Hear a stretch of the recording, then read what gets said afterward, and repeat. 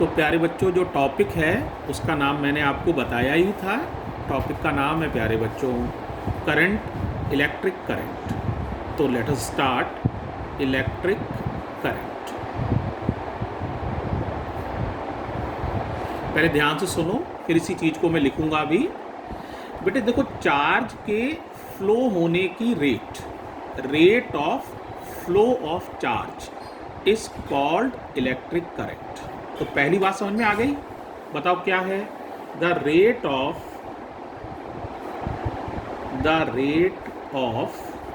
Flow of charge is called electric current, denoted by I. किससे denote करोगे? आई से। देखो बेटा, चार्ज अगर स्टेबल है, एक जगह खड़ा है, तो वो चार्ज ही कहलाएगा। लेकिन वही चार्ज अगर फ्लो होना शुरू कर दे, चलना शुरू कर दे किसी वायर में से, तो उसी का नाम पड़ जाएगा करंट। इसको आई का जो फॉर्मूला बनेगा बेटा, वो बनेगा Q/T। Q समझ रहे हो? Q क्या है? Q का नाम है चार्ज जो कि फ्लो हो रहा है, और T का नाम है टाइम, कितने समय में फ्लो हो रहा है। अब प्यारे बच्चों, अगर इसकी कैलकुलस फॉर्म देखें तो कैलकुलस में कैसे लिखोगे? सोचो, Q/T है ना, तो लिखोगे dQ/dt। I equals to dQ/dt। Cross multiply कर लो तो क्या हो जाएगा? dQ equals to IDT। Integrate कर दो बेटा, तो integral dQ equals to integral IDT।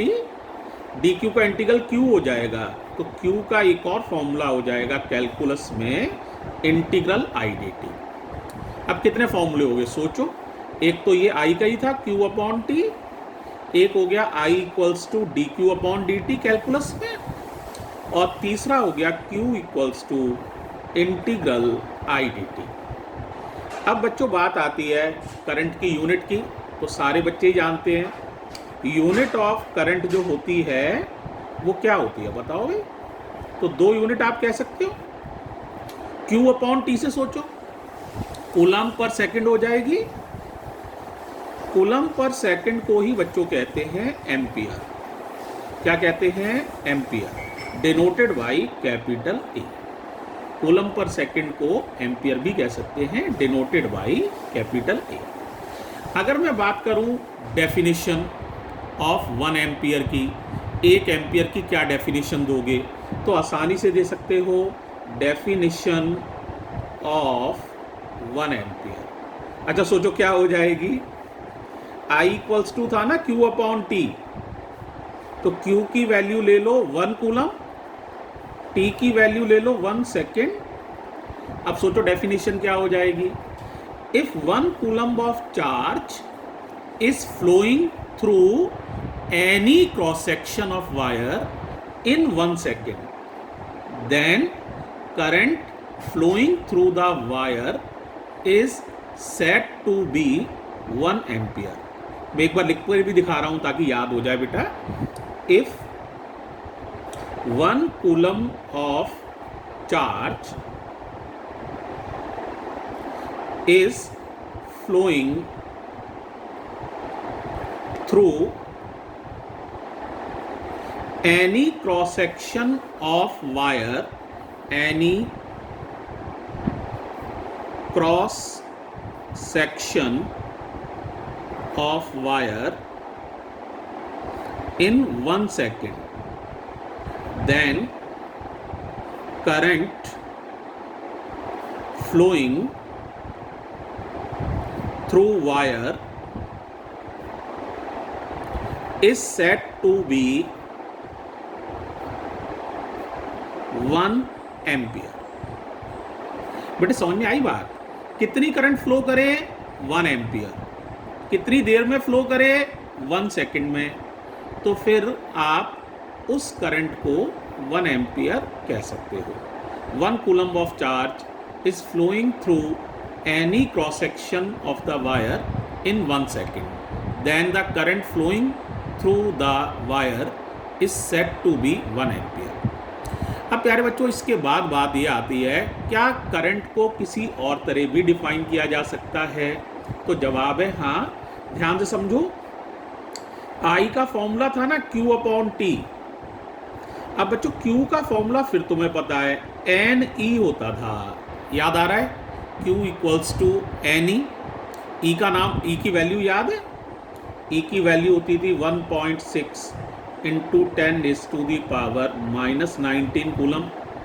तो यहाँ से अगर आप I की वैल्यू 1 एम्पियर रख दो, I की वैल्यू 1 मान लो, Q की वैल्यू NE है, E की वैल्यू रख दे रहा हूँ 1.6 इंटू 10⁻⁻19 और टाइम की वैल्यू 1 सेकेंड रख लो, यानी 1 एम्पियर करंट है ना, तो I की वैल्यू 1 एम्पियर मान लो। N निकालना है, E की वैल्यू रख दो, स्मॉल e की, चार्ज ऑफ एन इलेक्ट्रॉन की बेटे, और T की वैल्यू 1 सेकेंड रख दो और यहाँ से N कैलकुलेट करो, तो N हो जाएगा 1 into 1 divided by 1.6 into 10⁻⁻19। Solve करो पावर ऊपर ले जाके, तो आएगा 6.25 इंटू 10⁻18। मतलब समझो, इसका मतलब ये है, अगर 6.25 इंटू 10⁻18 इलेक्ट्रॉन्स किसी वायर के क्रॉस सेक्शन से 1 सेकंड में गुजर रहे हैं, तो समझ लो वायर से बहने वाला करंट 1 एम्पियर माना जाएगा। इंग्लिश में समझ लो, एक बार मैं दोबारा बोल देता हूं। If 6.25 into 10⁻18 electrons are crossing any cross section of the wire in 1 second, then the current flowing through the wire is said to be 1 ampere। एक बार लिख देता हूं, if 6.25 into 10⁻18 electrons are passing through any cross section of wire in 1 second, then current flowing through wire is said to be 1 ampere. But इस पे date और मैं lecture number डाल ले रहा हूं। आज की डेट कौन सी है बताओ भाई? 21 है ना, तो 21 अप्रैल 2020, यूनिट 2 है ये और लेक्चर 1 है ये, लेक्चर नंबर 1 है ये, लेक्चर 1। इसी तरह से मैं यूनिट और लेक्चर डालता जाऊंगा प्यारे बच्चों, और आप इसे अपने पास लिखेंगे और याद करेंगे। मैं पहली वीडियो को क्लोज कर रहा हूं। Thank you so much. Thank you बेटे।